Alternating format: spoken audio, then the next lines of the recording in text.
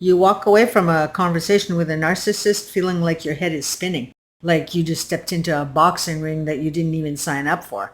One moment they're charming, the next they're insulting. One moment they want to be close, the next they're pushing you away. And no matter what you say, somehow it always seems to be your fault. Sound familiar here? But here's the cold reality. You cannot out-argue them. You can't logic them into seeing your side. That's not happening. But you can learn to respond in a way that protects your sanity, your dignity, and your peace. So let's talk about the hows today. The golden rule. Stay calm first and foremost. And I know it's hard, but this is actually your superpower. Your superpower is calm. The narcissist feeds off of your emotional reactions. So when you think, I sure told him or them, you didn't. They're wanting you to react. Your reaction tells them that they can affect your moods and reactions, aka control you. They love watching you defend, explain, yell, and cry because it gives them control. It makes them feel powerful. By reacting, you're feeding right into their hands, even if they too are yelling. First of all, if they're reacting also, it's because A, they're loving this and assuring more reactions from you, or B, they themselves are out of control and trying to get power over you again.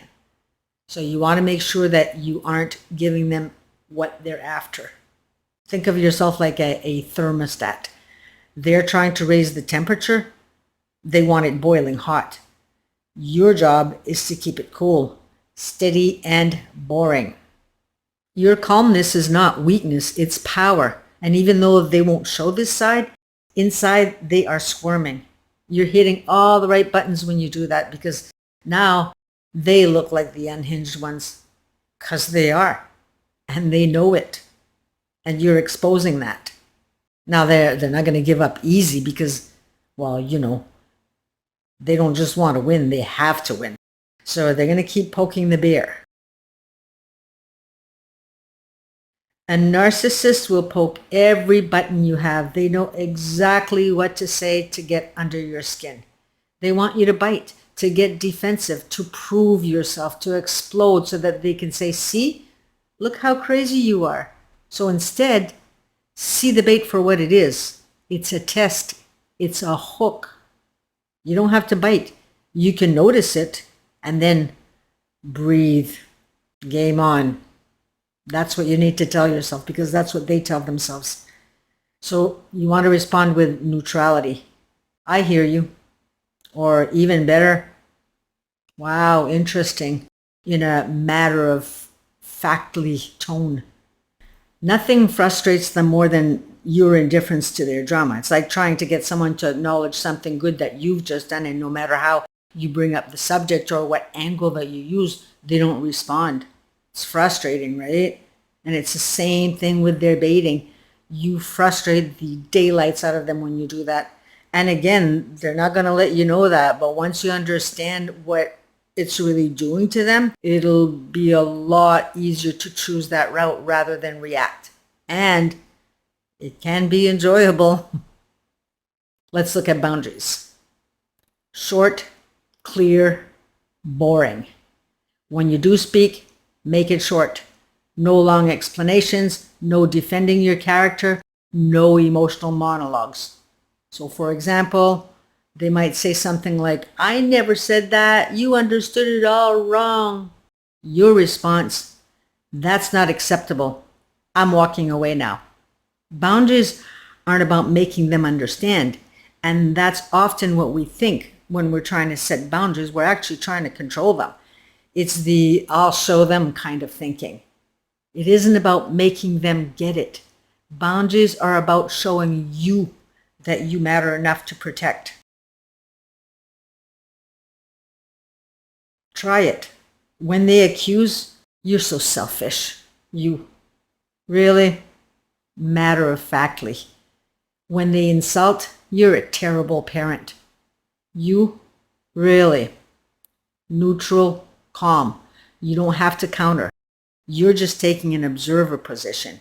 You don't have to prove them wrong. You know who you are. And if they continue to badger you, call them out. You seem to want to make me feel bad about myself when they gaslight you. Gaslighting is when they twist reality and make you question your own mind. They'll say things like, "You're imagining things. I never said that. You're crazy." Your calm response, "I'm clear about what I experienced." Or, "I see it differently," and walk away. You aren't interested. If they try to haul you back in with statements such as, "We need to talk about this," you might respond with, "I agree. Unfortunately, we have different views that can't be changed," and still walk away. You don't want to keep coming up with smart responses though, because the more times that they can get you to respond, the more supply that they're getting. So that's why walking away calmly is so important. And that's it. No explaining, no trying to convince them of the truth. You don't owe them that. Let's look at some examples of things that they say, how you respond and what you can respond instead. So let's use the same example that we've been talking about their denial, about what they did. "I never said that. You're making things up again. You always do this." A common response is, "Yes, you did. Remember on Tuesday, you said exactly that. I even texted it to you. I can prove it." And that backfires because they'll just move the goalposts. "You're twisting my words." And you end up looking obsessed with winning, and they keep you arguing. It's always a game with them, a game of power. And the sooner that you realize that, the sooner that you can put an end to the madness. So a healthy response would be something like, "I remember what I heard," or "I see it differently." Tone, stay neutral. And that makes you sound like you're the one that's in full control. You don't have to convince them of the truth. You just need to stand in it. Example 2, twisting blame. What they say, "You're too sensitive. If you weren't so insecure, I wouldn't have to say these things." So a common response is, "I'm not insecure. You're just cruel. How can you say that to me?" And this backfires because they drag you into defending your character. More fuel for the fight. But a healthy response would be, "That's your opinion.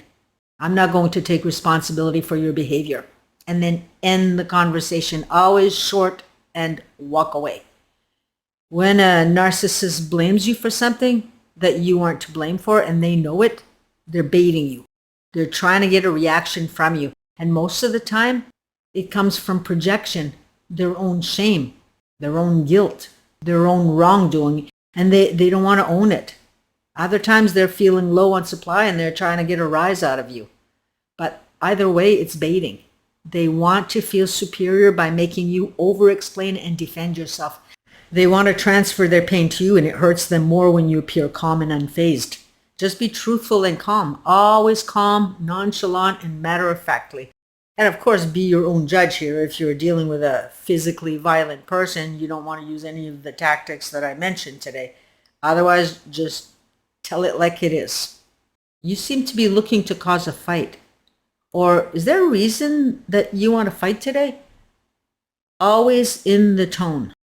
Insults are about control. They want you to feel small so that they feel big. And the way you get them is through your silence. Silence can often make people feel really uneasy, really uncomfortable. And when it comes to the narcissist, this really can do the trick. So you want to let them sit with what they just said. You don't say a word, and you just look at them with zero emotions. When they are forced to hear their own words in the silence, it makes them feel really uncomfortable, because when you remain silent without expression, they get to see the truth within themselves that they appear unhinged for saying such awful things. And if in their discomfort they try to push with more attacks, say, "I'm not available for this conversation," aka attack, and then walk away. Or another tactic you can use is, "Are you okay?" And what that does is it shows them that they appear to be unstable and out of control. Or another thing you might want to do is ask them to repeat it. "Can you repeat that?" And that places you in control, but they might say something like, "What, are you deaf?" And you might respond with a shaking of the head and say something like, "Well, I was hoping I was." And again, walk away. Always disengage. You leave them with their own foul mouth behaviors to deal with. And another one that you might want to try is call them out on their behavior. Call them out on their truth. Like, you seem to want to make me feel belittled, or you seem to want to make me afraid of you. This is one I learned from one of James Redfield's books. He talks about the 4 control dramas that we as people learn as survival tactics. And they are the poor me's, the intimidator, the aloof, and the interrogator. And if anyone's interested in reading this book, I'll find a link and put it in the description, because top of my head right now, I don't remember the name of that one. I've read so many of his books. He's just, I think he's my idol when it comes to authors. But anyway, if you're dealing with a poor me, you might want to confront them with a saying like, you seem to want to make me feel guilty. The intimidator, you might say something like, you seem to want to make me feel afraid. And people, they don't like being called out on truth because they know all too well that it is indeed truth. And when it comes to the narcissist, you didn't yell, you didn't attack, you just calmly responded. And then you can also ask if they said something hurtful, are you wanting me to feel hurt? But always ask nonchalantly, not emotionally, because when you take emotions out of the equation, you step back into your power and stand above them. Let them face the truth. Right when you start pulling away, they flip the script. Suddenly they're sweet, apologetic, and promising to change. Yeah, right. Remember, it's a cycle. The love bomb is a bait to pull you back in.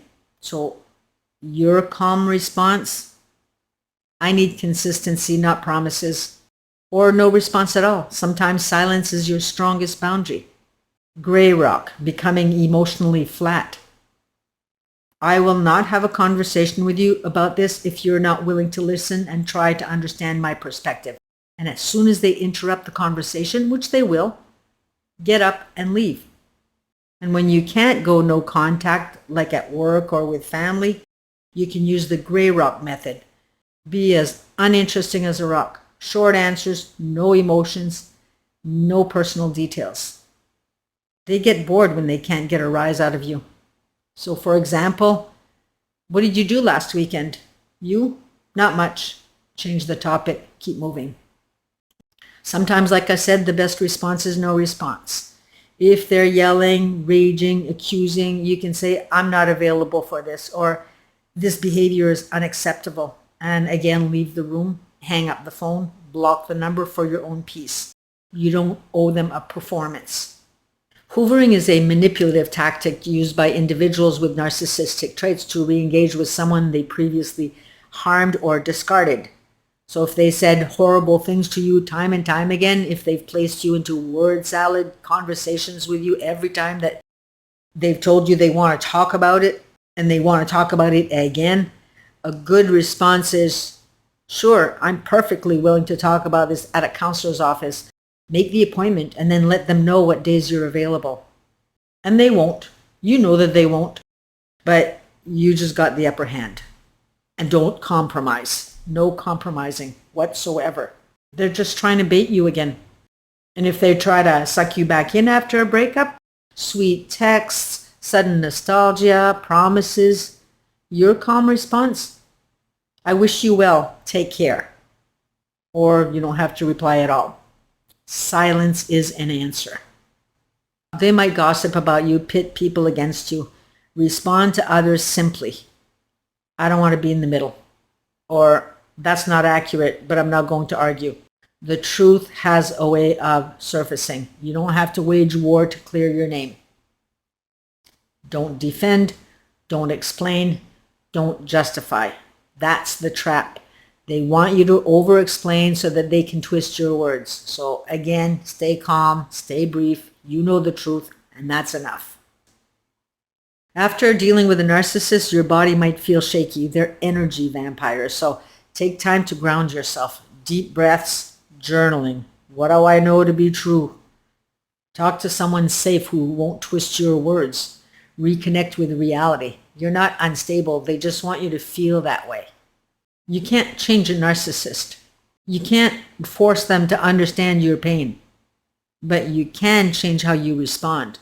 And I keep repeating it, but always the calm. Always keep it short and don't defend or explain.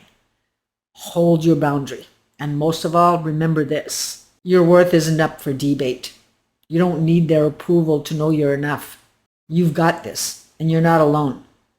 So, take care, and we shall see you in the next video. Bye for now.